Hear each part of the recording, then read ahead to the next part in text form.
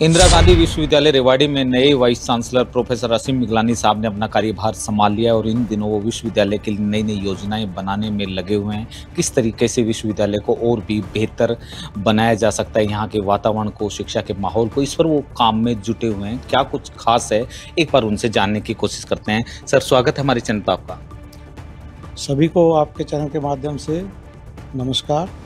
और जैसे कि मैंने लास्ट मंथ इस विश्वविद्यालय में कुलपति के नाते यहाँ ज्वाइन किया है और तब से लेकर अब तक मैं यहाँ की गतिविधियाँ देख रहा हूँ, ऑब्ज़र्व कर रहा हूँ कि किस तरह के कोर्सेज यहाँ पर चल रहे हैं और किस तरह की गतिविधियाँ यहाँ पर होती रही हैं। कि इसकी प्लानिंग में हम लगे हुए हैं कि हम इन जो व्यवस्थाएं चल रही हैं उनको हम कैसे सुधार सकते हैं। तो उस प्लानिंग के अंतर्गत हमारा जो मेन विषय रहेगा कि हम क्या ऐसे प्रोग्राम शुरू कर सकते हैं जो स्किल ओरिएंटेड प्रोग्राम्स हों, ताकि हमारे जो स्टूडेंट्स हैं उनको आने वाले समय में एम्प्लॉयमेंट अपॉर्चुनिटीज़ बेहतर मिल सकें। तो उस दिशा में हम कार्यरत हैं। सर, इस विश्वविद्यालय को बने हुए लगभग 12 वर्ष हो चुके हैं। 2013 की अगर बात करें तो ये विश्वविद्यालय स्थापित किया गया था, लेकिन ये विश्वविद्यालय उतनी गति नहीं पकड़ पाया दूसरे विश्वविद्यालय से अगर कंपेयर करें।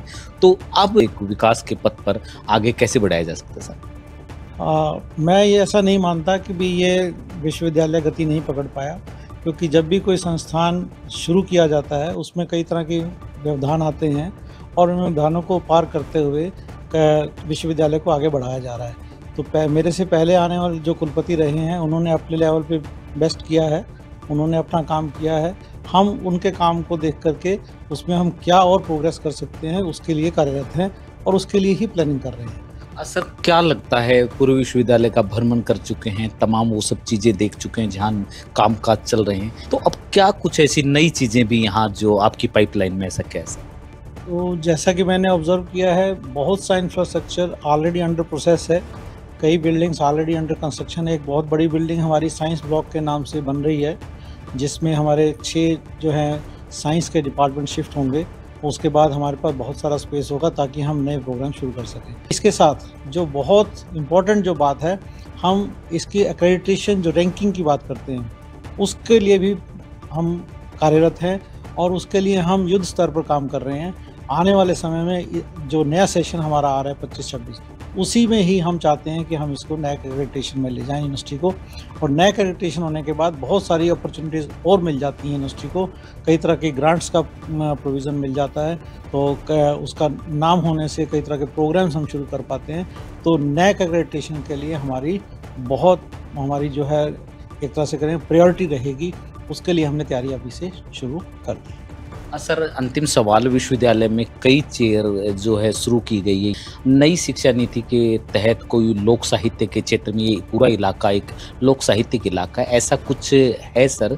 और भी नई चेयर शुरू की जा सकती है सर? हमारी 8 चेयर्स हमारे यूनिवर्सिटी के अंदर ऑलरेडी एस्टेब्लिश की जा चुकी हैं।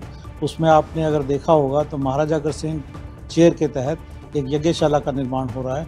वो बहुत जल्दी कंप्लीट होने का हम मानते हैं कि आने वाले 6 महीने में वो भी कंप्लीट हो जाएगा। सर, यहाँ पे एक मास्टर नेकीराम फोक म्यूजिशियन, लगातार उनके प्रशंसक मांग करते रहे हैं, पत्र विश्वविद्यालय में उन्होंने आदान प्रदान किए हैं, ऐसे विषय के लिए क्या कहेंगे सर? हाँ, ऐसा विषय मेरे संज्ञान में आया था, तो इसमें ऐसा जैसे ही कोई प्रपोजल तैयार होगा तो हम ज़रूर उस तरह के, मतलब मैं कहता हूँ कि भी चेयर भी उस विषय पर हम स्थापित कर सकते हैं। इसमें कोई ऐसी यूनिवर्सिटी के लेवल पर कोई बाधा नहीं है।